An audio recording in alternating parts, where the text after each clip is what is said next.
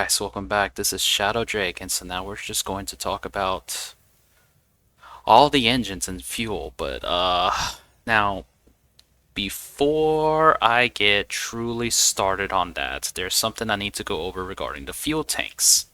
So let's head back to the back for that first. Now, with the rockets, and you're gonna hear some whining, you have basically fuel tanks. You know, your portable, your rocket gas fuel tank, and your rockets liquid tanks, and they come with a small version and a large version, and it tells you the fact that they have volume. So, but one thing I want to make mention of is that these fuel tanks convect and radiate, which means these are not insulated. These fuel tanks will have their temperature change based on your environment of the rockets. And additionally, when your rocket is out in space, your fuel can heat up because what I believe happens is the combustion happens in kind of an enclosed space, and you get a pocket of hot combustion air around your rocket, and your fuel will gradually warm up just because of your rocket just quote traveling in space. So I'm gonna give you a heads up about that your fuel tanks, if you choose to use them, are not insulated.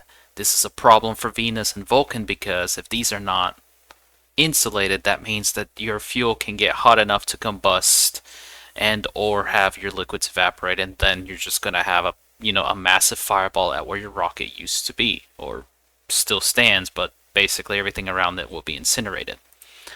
Now the fuel tanks come in a small version and a large version. The large version requires exactly 5 tanks to build, just like a normal tank. The large has a 1500 liter capacity and the small has a 250 liter capacity. Now, one thing about that is a small fuel tank is 250 liters, which is exactly enough as you can tell, 250 liters, it's exactly enough as an insulated utility pipe. So you can forego using the fuel capsules and instead use insulated utility tanks. Now, as far as the large one goes, the large one covers what is essentially, a full insulated utility pipe plus a small one in space, in height, and it basically covers a 2 by 2 by 3 grid to get, 1500 liters. But now, again, that is not insulated, but you can completely replace it by 6 insulated utility pipes. The large versions. If you don't use any of the large versions, then you actually do lose fuel capacity if you split those kits into smalls. And that applies for the liquid version, it's the same thing, and the gas version is the same thing. So I just wanted to cover that when you're using rocket fuels, when you're fueling your rockets, you can just instead opt to use just the insulated utility tanks instead of the fuel tanks if you want to keep your rocket fuels from having too much temperature variance. Again, this temperature variance may not be a problem for the cold worlds. It's just a huge problem for Vulcan and Venus. Oh, one thing I forgot to mention about the gas tanks. These gas tanks are considered devices. So what I mean by that is the engines look at the pipe network to see if they can pull gas. So what I've seen that has gotten some people's rockets dead in space or crash landing is that all they do is build, a large tank like this, and then a single pipe like connection like this. Just pretend that pipe goes to the engine plus the umbilical. The problem with that is now you have a 10-liter pipe off of a 1500-liter tank, and the problem with that is eventually the pressure of this pipe will drop to such an extent that there is not 18 moles in that pipe at that pressure, and so then the engine gets starved for fuel, which means that your thrust plummets, which means that your rocket is going to crash. So just a big heads up, if you're going to use the tanks, make sure you have a decent pipe network volume compared to your fuel tank. Otherwise, your rocket is going to crash because the engine gets starved from fuel. So just another PSA. So with that brief overview in mind, let's talk about the types of engines you have. All right, you have four rocket engines, and they're based. And if you kind of look like a Punnett square, you know, like the whole genetic Punnett square type thing, there's basically two types. Well, there's four types, and they're just kind of like mixed together, you know, combined together. You have a liquid or a gas version, and that's basically an engine that uses either gaseous fuel mix or liquid fuel mix. And then you have pumped and pressure variants. Pumped will be the simple to use for both of them, where the engine itself will just draw out, you know, exactly how much it needs to run the engine, versus a pressure fed, which requires you yourself to come up with ideally an IC10 script to get the correct pressure for the engine to have maximum thrust. And when you look them up in your Stationpedia, let's just take a look at each of them side by side. The gas pumped engine, for example, says it has a max thrust of 16.2 kilonewtons. Now, this max thrust is kind of a misnomer. That's roughly what it is. I believe the Autolander takes this into account for calculating its math, but it's not necessarily that. You can get more thrust out of it depending on your fuel and how your fuel is. So just keep that in mind. Now all engines contribute mass to the rocket, so this is some weight that you have to overcome, and hopefully the engine can overcome. But knowing what this max thrust is vital for you for your designing your rockets. Like for example, for Mars, remember that. Let me just go to. Remember that I have currently my rocket has a weight of 5.06 kilonewtons. Now I haven't really fueled it up much, but I need to have my engine needs to have a thrust higher than that in order for it to lift off and go into space. Don't know why that's on. So that's what this max thrust is, and the pumped versions are going to be reliable thrust but yet low thrust. So that's for both the gas and the liquid version of the pumped engines. Looking at the liquid engine, you see it's 17.9 kilonewtons, so that's fine. It technically can get more. Now, this efficiency, I don't believe that this quite matters. I think this is a multiplier to make sure that your rocket has extra thrust because technically liquid fuels are colder. So it should, you know, the exhaust from that is technically a little colder, and I think that's what this efficiency multiplier is for. And that is to make sure that the engine gets more lift, because otherwise the liquid engines will have slightly less thrust than the gas version, because what determines your thrust is, you know, the whole rocket formula, the exhaust velocity, the hot gases, and all that stuff. I'm not a rocket scientist, and we don't need to know that. Really, as far as Stationeers is concerned, you're really only concerned about the state of your fuels, the thrust you get, and how heavy your rocket is. That's really all that matters. Continuing the overview, now we'll go to the pressure-fed gas and liquid engine. The gas engine is going to be simpler, and as you can see, the max thrust for this is 40.3 kilonewtons, so that you can see that you can get a massive amount of thrust from this. However, this draws fuel based on the pressure that is in the engine pipe before it, and some engine pipes for the pressure fed. And so in order to get this amount of thrust, you need to basically pressurize the pipes for your pressure fed gas engine to the point of almost breaking in order to get close to this amount of thrust or better. And as you can see, it's a 96% efficiency, so it's not going to be, it's going to chuggle, well, again, that doesn't matter for fuel consumption, but the pressure-fed gas engine does chug through fuel very quickly compared to all the other engines. And now we'll go to the pressure-fed liquid engine. This is going to be the hardest one to work with, and it looks like it has a very low thrust of 29.3 kilonewtons, but It does have a really good efficiency. The fuels the liquid fuels it consumes, it's not as much compared to the pressure fed gas engine, but you can get more than this. So in short, you have gas and liquid versions of the engines. The gas engines tend to be inefficient for the fuels you put in versus the liquid engines. However, the both gas variants are fairly easy to work with, and you can get very good amount of thrust for your rocket to work in space, especially for the heavier worlds. The liquid engines have the major benefit of them is that they are highly fuel efficient.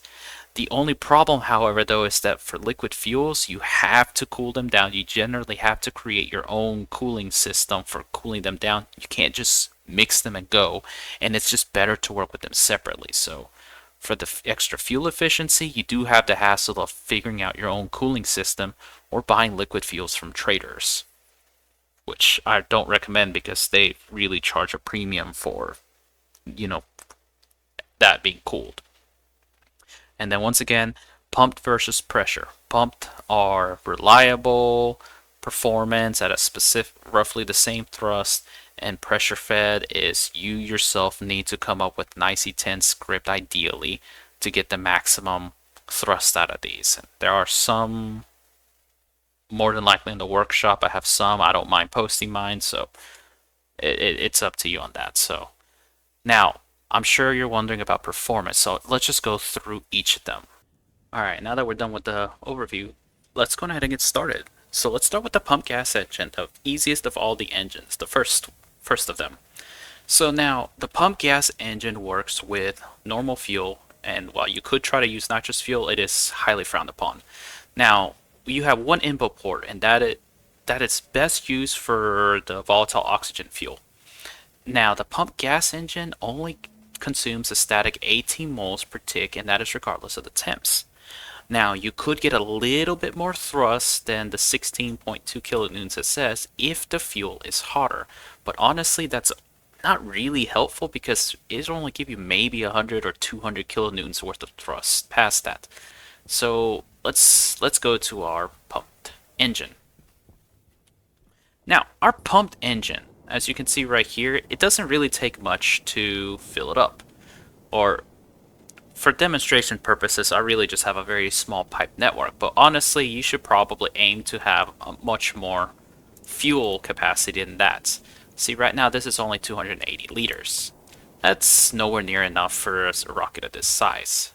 So first thing we're going to do is give it some fuel and give it a test run. And I'm just going to give it a normal fuel mix. So, and apparently I had it on.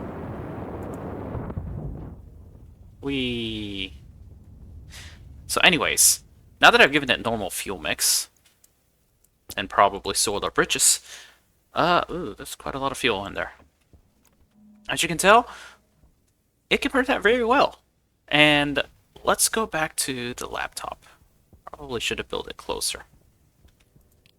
So for the rockets, now what I have is the pump gas engine. I have the parameter for how many moles gets passed.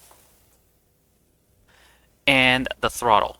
So when I turn on the engine, you see that I'm passing 18 moles, 16.3 kilonewtons of thrust. Now the throttle is actually linear, so if I cut it in half, I get half the thrust, half the consumption. Cut it to a quarter, you know, a quarter of that and such. I'm only making note of that because the Autolander adjusts the throttle, or you yourself can adjust the throttle to have different thrust. So that's basically the normal fuel for this engine. Now, like I said, a colder fuel makes the performance worse. So that was what, 16.3? Let me empty the fuel pipe. So 1 sec. Alright, we got the cold fuel in here, and we should see that the thrust performance of the engine should dramatically drop. So it was a 16.3, and yep, as you can tell, 16.3 here. When I turn it on with the cold mix, 16.2. Use the same moles. So as you can see, the pump gas engine, very simple, just supply fuel, and it is a very stable working engine. It's a very good engine to get started with. Now, like I said, as far as fuel capacity goes, I don't recommend like a single insulated pipe like that. Honestly, for an engine like this, I would say maybe a total pipe network capacity of 1500 liters should maybe get you all the way to the other side, the far end of space. But yeah, so long as you have at least 500-liter capacity in your pipe network and fill it up to almost pipe bursting pressures, 60 megapascals or whatnot, you should have plenty of fuel for at least this first trip. Now, I did mention that while you could technically run nitrous in the engine, it's absolutely not helpful. So what I am going to do is, in here is a mixture of liquid nitrous as well as volatiles. So let's just run this engine. I want to make sure this doesn't freeze. That might freeze. There we go. That should keep it from freezing. Alright, so this is basically a perfect 50%, 50%. As you can tell, 50% volatiles, 50% nitrous. So let's go and see what type of performance we get out of it with nitrous fuel. So 50-50, it's going to give us 24.2 kilonewtons of thrust. Still 18 past moles.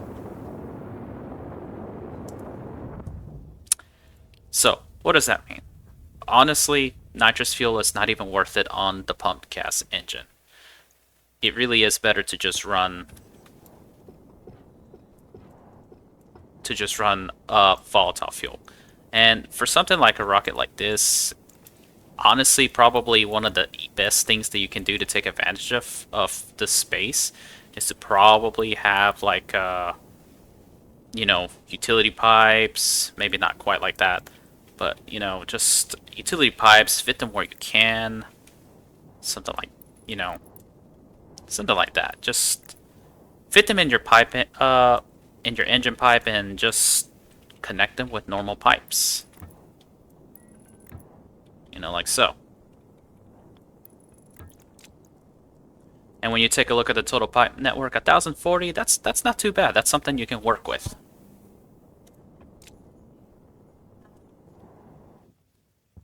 So yeah, that is the pump gas engine, and that's roughly what you set up. As you can see, nothing really too bad. All you really need is just to feed it gas. So let's move on to the next engine.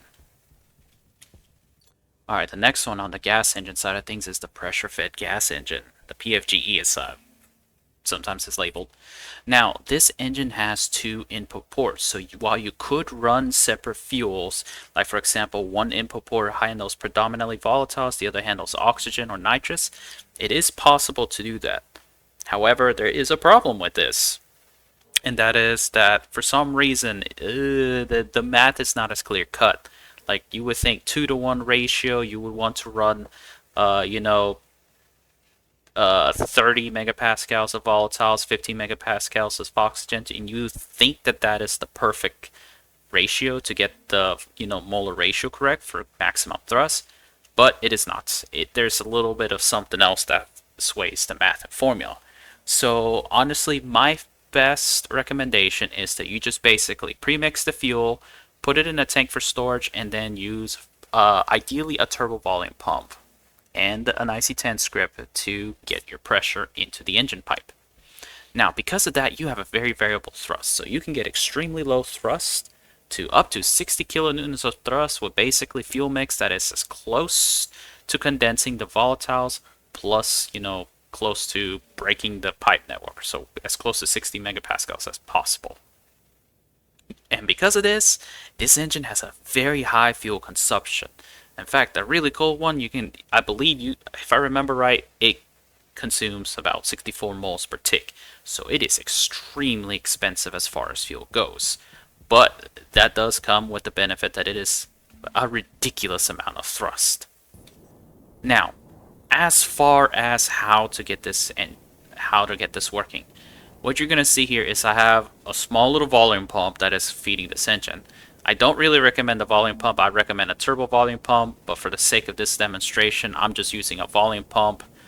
The thing that makes this a little bit more difficult is that turbo volume pumps require, the data connection and the data and power connection are on opposite sides, which kind of complicates the ability for you to be able to, fit it in here because you do need cables on both ends. It is still possible, but for simplicity's sake, I just fitted the normal volume pump. You will need two pipe analyzers. One, of course, at the engine pipe network, which is the one that has both input ports. As you can see, there's one input port. There's the other right there. And that is so that you can, and your script can see what sort of pressures you have and can manage that properly. Now, as far as the fuel tank, it's very similar to the pump gas engine. I highly recommend that you use utility insulated pipes. Now, I only have 810 liters of capacity. This engine is going to burn through that really quickly. Definitely recommend at least 1500 liter capacity. And, trying to fit this all in here is, that's basically the challenge of rocketry. Try to fit it all as much as you can, get as much pipe capacity as possible, and then that should allow you to keep feeding the pipe.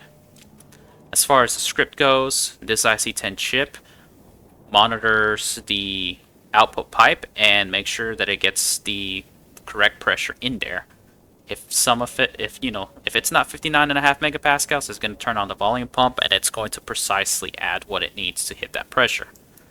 But it also needs this analyzer in the input so that it knows how to properly set that volume pump to move only, exactly enough in there. And as far as during the engine being turned on, I showed you with the pump gas engine, and I'm showing you with this one too.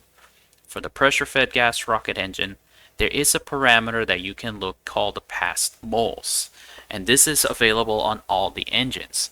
And whatever number you get here, when the engine is turned on, I basically feed that to my script. It calculates that amount of moles that the volume pump needs to feed, and that's what it puts into the engine itself.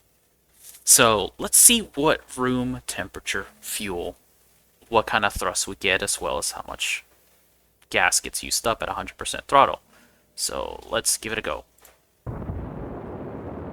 Alright, so 39.3 kilonewtons of thrust, and right now my volume pump is pumping at 4.28 and slightly increasing. And I am using 45.255 moles of gas. That is insane how much you're using. So, yeah, this engine is a gas guzzler. It will burn through your gas. So, but thankfully, rocketry is extremely gas positive when you have it go mine space ISIS. And as you can tell, really that's kind of all you need. Enough fuel, a turbo volume pump, and two analyzers to properly control the engines. Now, I'm sure you want to see exactly how big that thrust is. So let me swap out the fuel to the almost condensing liquid fuels. Be right back. Alright, now we got the pressure, we got the cold fuel, and let's give it a test fire. So, it was close to 40 kilonewtons with the room temperature. I have like literally 15,000 moles of volatile oxidizer and 30,000 moles of volatiles in there. So there's quite a lot of fuel in that engine pipe. So let's see how well this cold fuel does. Oh yeah, 58.8 kilonewtons of thrust. That's really good. And burning 68 moles per tick. That's insane. And as you can tell, the pressure stays about the same. The volume pump is keeping up, at least for the time being. But good grief, that is a lot. That is a lot of oh hey, I burned my signs away. That's a lot of thrust, burns through a lot of fuel. But hey, this is the easiest engine to get a lot of thrust out, as you can kind of see. So where you will use a pressure-fed gas engine is especially if you want to have several miners in here. So usually pressure-fed is to get a lot of thrust out to either make it go farther in the space node or also to just overcome gravity when you're landing. But just keep in mind that with the pressure-fed engine, with great thrust comes great consumption, or something like that. But once again, just fuel mix, pump it in, pressurize the pipe, and you got a very good engine. So now let me load back, and we're going to move to the next engine. Alright, so next on the list is the pumped liquid engine. Now, already pre-filled it with liquid volatiles and liquid oxygen. So now, what makes the pumped liquid engine special, or the liquid engines in general special, is that the liquid engines can give you a really significant amount of thrust while actually not having that much consumption as far as gases go. Of course, the problem with them is, of course, that you need to cool down your gases to the point that they condense and become liquids in the first place. So, slight drawback. But now, similar to the pump gas engine, the pumped liquid engine is the easiest engine to get into as far as liquids go. The pumped liquid engine sports two separate input ports.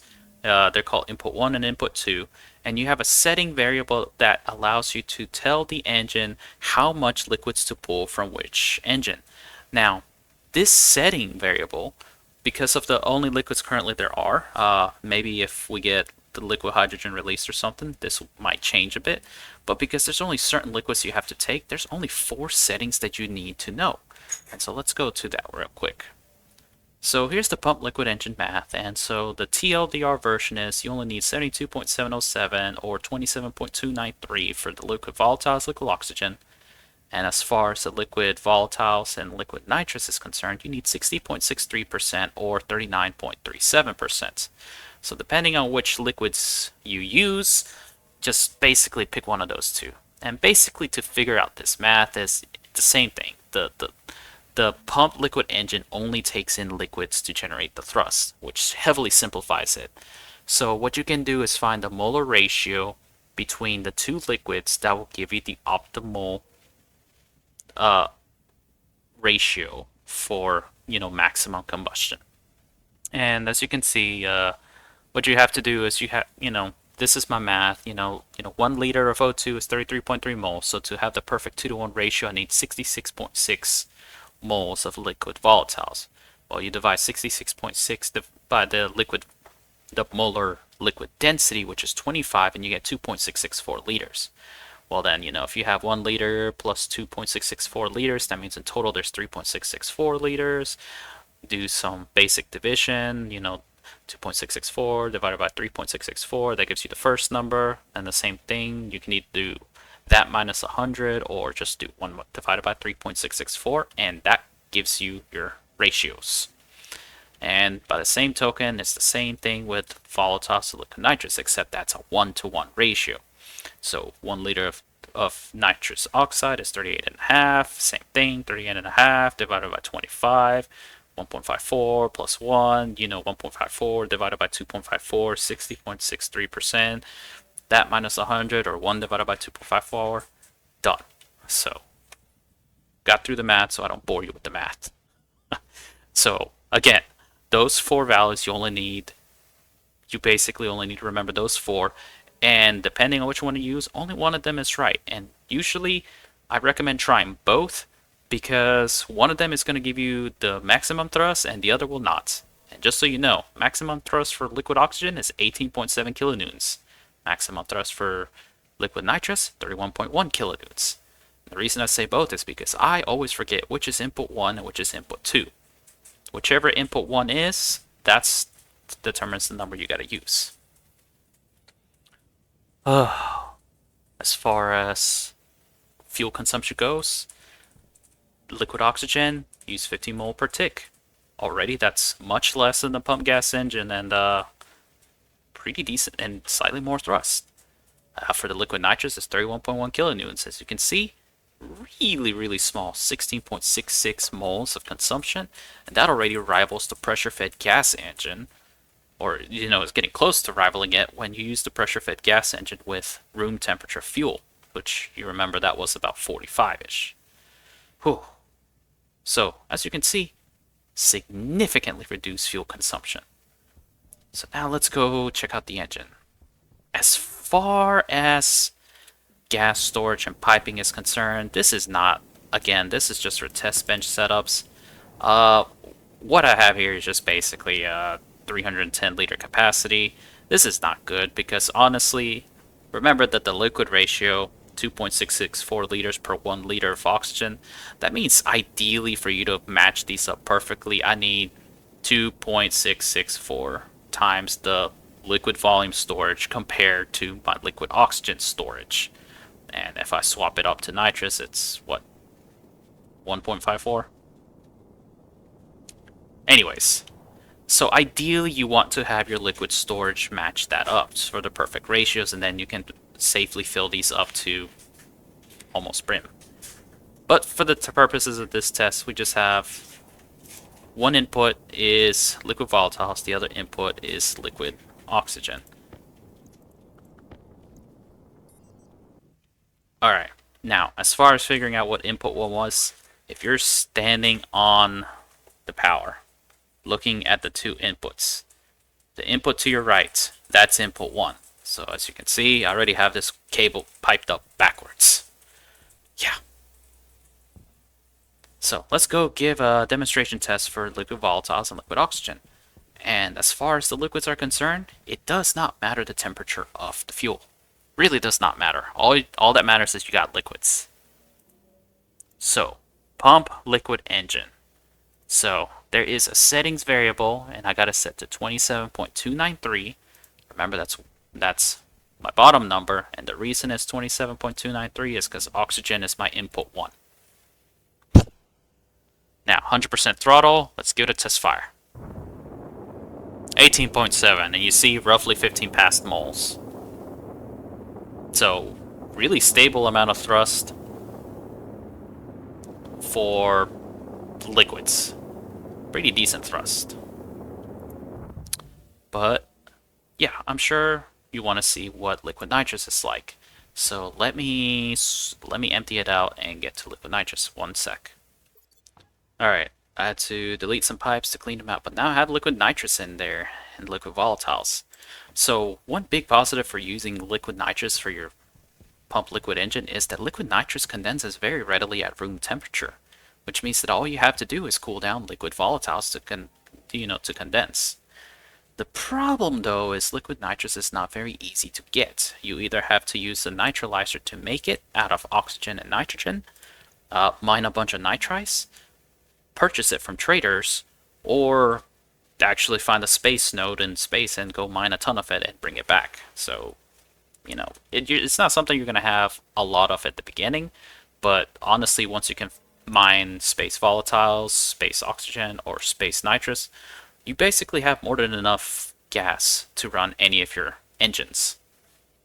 Anyways, so now that we have liquid nitrous in there, I already changed it to 39.37. So let's go ahead and see how much,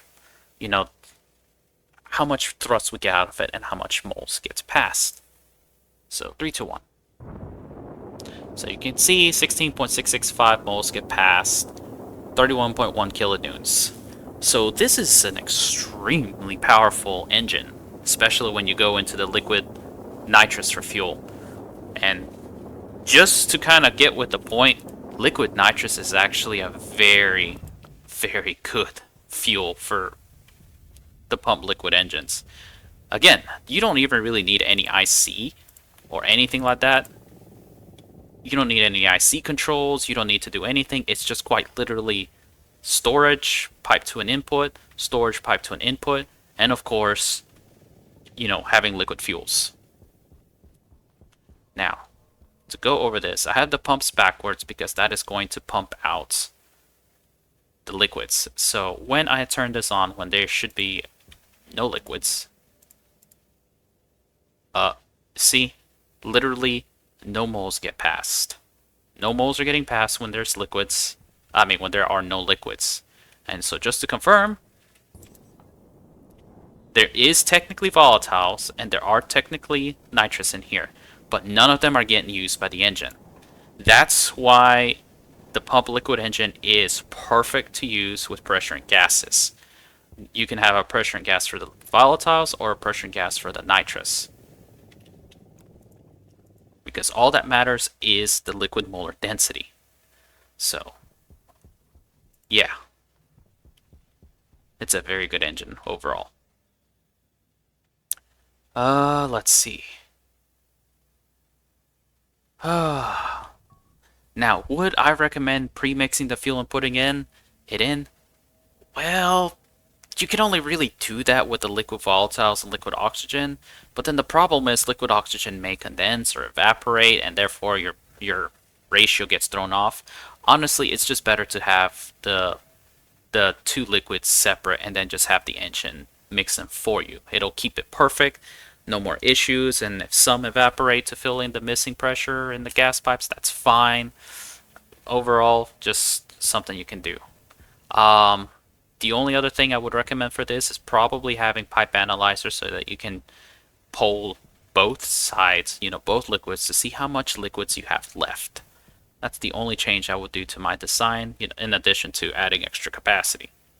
And once again, you want, as far as storage goes, if you're using liquid oxygen, you want 2.6 times more volume on the liquid volatile side versus liquid oxygen.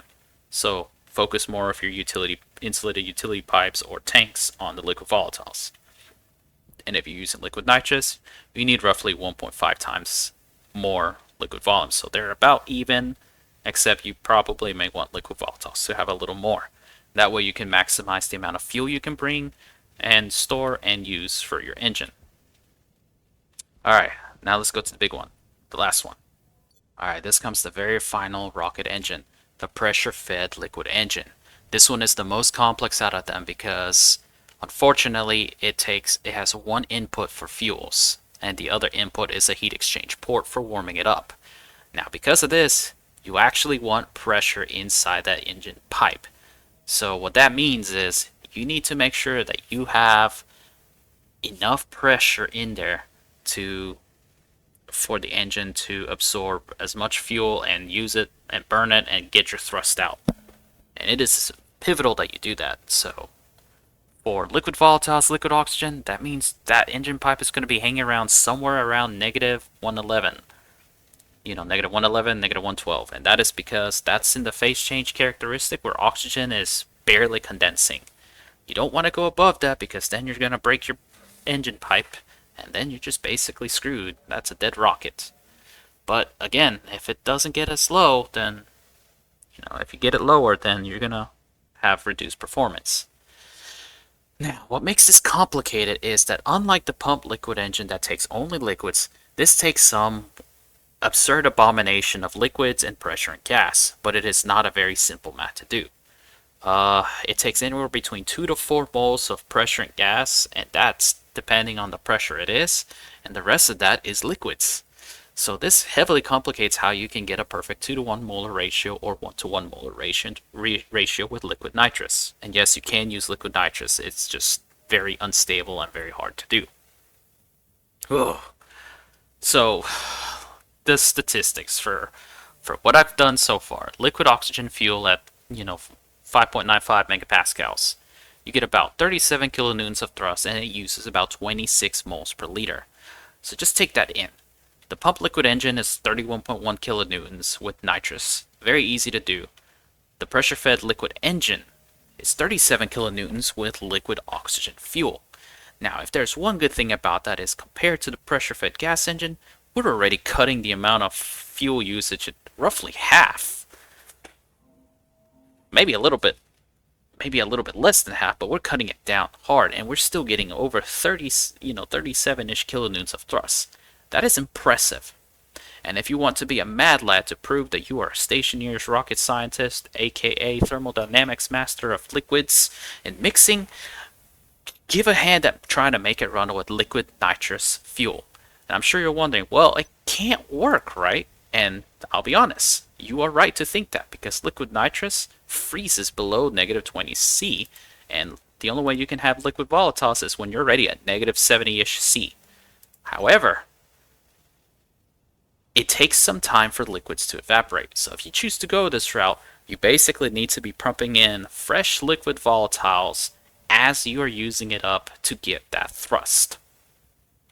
Especially since liquid nitrous is going to be stable, that means your pressure and gas is going to be liquid volatile. So you can kind of work with that math. And from what I've gotten, I managed to get about 58.6 kilonewtons of thrust at that high, at almost breaking pressure, and it still does not use as much gas compared to the liquid oxygen fuel.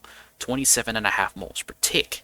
That is significantly less than almost condensing premix fuel in the pressure-fed gas engine. So it is definitely one of those that if you're gonna go off the deep end like I did and try to make it work, have at it. Probably make it work better than me and get better numbers. Now, let's go take a look at this engine. Do I have anything in here? I do not. Perfect. So I'm just gonna go ahead and fill it with some liquid oxygen. Alright. Now, if we take a look at what's happening, you're going to see that there's quite a lot going on. This side right here is going to be our liquid volatile storage capacity.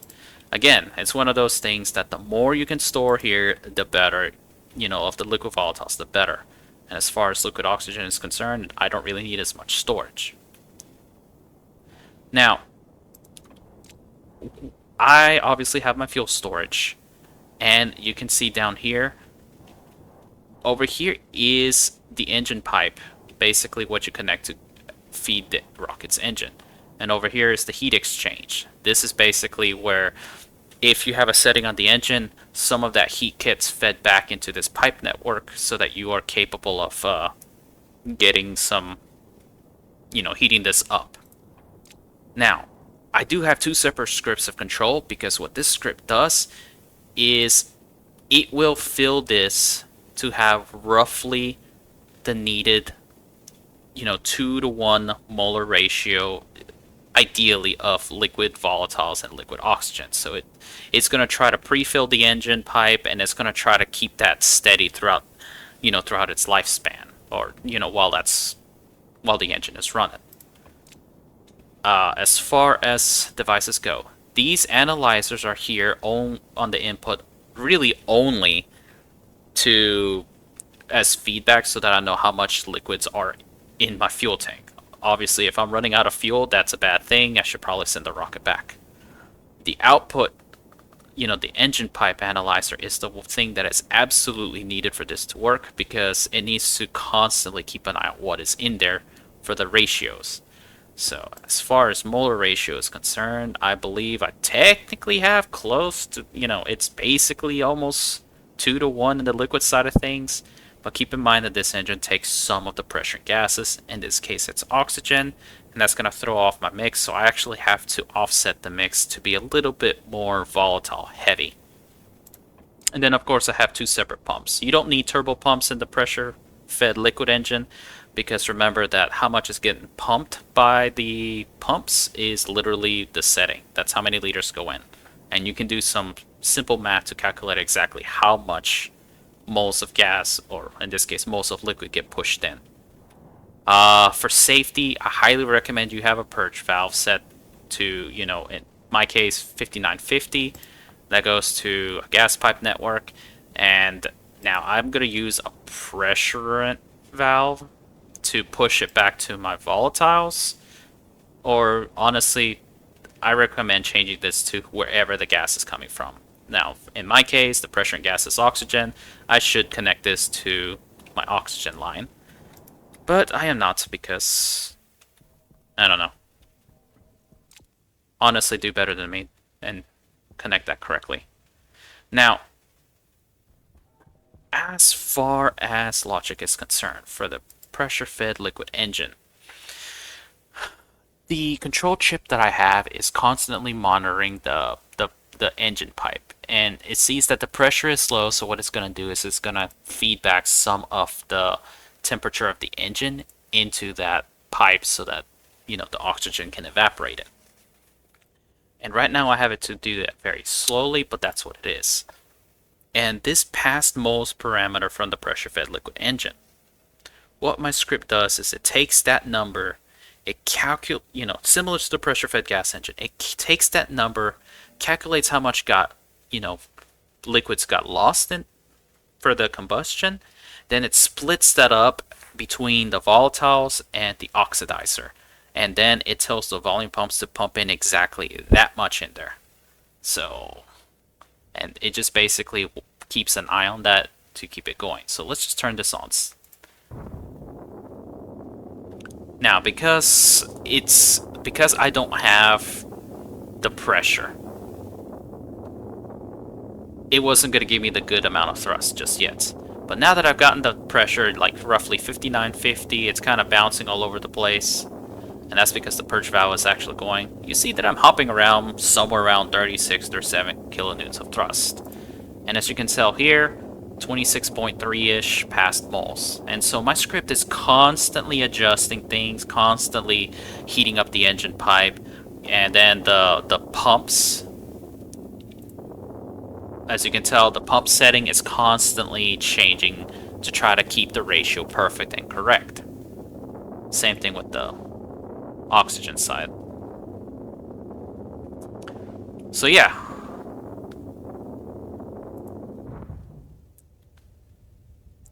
So that's the liquid oxygen side of things. Now, let me do a quick reload and change it to nitrous and try to get it pressurized and ready. So be right back. Alright, the last one. Okay, liquid nitrous fuel. This one is actually a little bit hard to get set up correctly. Like, my script does the same thing, except it tries to have only exactly what is needed in here, and I got a little bit of extra liquid nitrous in there. That's gonna throw off the ratio a bit, but so this is one of those that takes quite a bit to prime, so I'm just gonna let it prime while I'm talking. So as you can tell, once again, you have the same thing where we have the past moles, and that's what this script does. It really tries its hardest to make sure that what it calculates is exactly what it pushes in, because that engine pipe has to stay near empty the entire time for it to work properly. And that is because I don't want to freeze any liquid nitrous. And because of that, my script has to slowly build up the pressure from the liquid volatiles in there. And as that pressure builds, that's why my thrust is increasing. Now, what I have on here is I have the ratios of liquid nitrous, ratio liquid volatiles. This is honestly really the hard part for this script to do, because ratio volatiles, where's ratio nitrous? Yeah, there's no liquid nitrous. And so really, to truly know how good it's going, you have to see whether the liquid nitrous ratio versus the liquid volatiles and volatiles ratio is kind of even once they add up. So in this case, I think have a little bit too few liquid nitrous compared to volatiles, and that's gonna be kind of okay. It's something I can adjust in the script. But as you can tell, I'm already at least 5.5 megapascals. That's pretty good. The script will keep it going. And once again, I am rivaling the thrust of a pressure-fed gas engine and passing significantly less gas. So I am using up less of my fuel to get an insane amount of thrust. But however, I must unfortunately say that this is a very unstable mix, because if I turn this off and turn it back on, you see the thrust kind of has to stabilize up at a point. So it is a little bit unstable. I'll eventually fix it later, but this is a tough engine. The strategy for this thing is, like I said, pump in only what you need to get the near maximum thrust out, and my script has a little ways to go. Ooh. This is the toughest one for sure. And I do have some gas in here, so clearly I overshot it every now and then. That's basically what I have for the engines. So again, I'm sorry this is extremely long. I hope you use the chapters to find the engine you need more information on. But to do a recap, you have two sets of types for the engines. You have gas and liquid variants as well as pumped and pressured variants. Now, the gas variant engines, you pretty much are going to use volatile and oxygen fuel.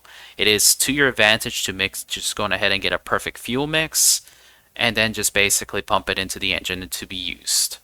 Now, the pump gas engine, temperature doesn't really matter. You could let it be hot, but it's going to give you a very milder amount of extra thrust. It really doesn't matter. The pressure fed gas engine, the colder you make it, the more thrust you get, but also the more fuel you use up. So that's the simplicities of the gas engines. As far as the liquid engines are concerned, you have significant amount of fuel savings because you just use so much less fuel to get almost equivalent thrust from the opposite, from the gas variants. Now, as far as the liquid engine goes, sorry. And then after that, both engine types are either a pump version or a pressure fed version. The pump version is a pretty reliable, constant fuel usage at decent thrust that you get. Very easy to use. However, the thrust value is, not gonna get above 20 unless you're using nitrous. Pressure-fed gas engines are complex because you have to come up with your own script or borrow someone else's for how to keep the engine pipes at the pressure that you need while making sure that the fuel mix is stable. The pressure-fed gas engine is easier to set up because that's PV equals nRT math that I showed in the previous video, and you can use the past moles parameter to help keep the fuel mix at a stable pressure, as well as use the whole PV equals nRT to find out how much moles are missing and pump exactly how much you need to keep the pressure going. Highly recommend a turbo volume pump for that engine, and just work with premix fuels. You could separate the fuels, but it's not a simple 2-to-1. You can't just have the perfect fuel mix with 30 megapascals of volatiles and 50 megapascals of oxygen. Unfortunately, it's not that simple. There's something else at play there that affects how much is truly being used up. The pressure-fed liquid engine has one input pipe for fuel and one heat exchange port for warming up your fuel. And the reason you want that is, again, you want to hit, as close to pipe breaking pressures as possible. And for liquid volatiles, liquid oxygen, oxygen is going to be the pressure in gas. As you can see, to get to almost 5.950, you gotta warm up the fuel mixture to almost to a little bit under negative 111. Basically whatever the max liquid temperature is for that. Again, now liquid oxygen, liquid volatiles is a little bit easier to come up with a perfect mix because you can just fill the engine pipe with the standing fuel to have roughly the perfect molar ratio. It does use some of the pressure in gas. However, you can almost somewhat ignore it. You can pre-fill the other side that it's using a little bit less of to make up for the ratio. But you basically can fill up the engine pipe almost full of liquid volatiles, liquid oxygen, and you can rest assured that should keep the performance roughly stable for that engine. If you choose to be a mad lad and use liquid nitrous fuel for the pressure-fed liquid engine, that is a highly unstable, high performance engine at that point. But it's a lot of math. You can come up with much better math than I have come up with. But all in all, you have to feed it just exactly what you need to make the engine function at that high performance. Because the biggest challenge is nitrous oxide freezes at less than negative 20 Celsius, and liquid volatiles will only be condensed at less than negative 78 Celsius. So you can't really keep them both mixed in both liquids because the pressure-fed liquid engine takes in predominantly liquids over gas. for liquid nitrous fuel. Volatiles is going to be your pressure and gas. But again, you have got to use the heat exchange line for your engine to warm that up to keep it warm. Otherwise, your nitrous is going to freeze, then it's going to break your pipe, and then your rocket's dead. So, all in all, that's what I got for the engines. I know this was a long video. Apologize for that, but that covers the engines. After this, choose the engine that you can easily supply the fuel for, that you're comfortable working with. There are scripts that are going to be available to help you with the pressure-fed engine variants. But again, pumped engines are not too bad, and you can more easily, work with them. After all, for the heavier planets, the best thing to do is to have less miners or less fuselages to make up for the weight, because that's about all that I got. So next up, I am going to cover the internals of the rocket. What's a decent way to put miners, scanners, and just fit all sorts of chutes and cabling and whatever inside it. So yeah, hope to see you then. Thank you, and you have a good day. Bye bye.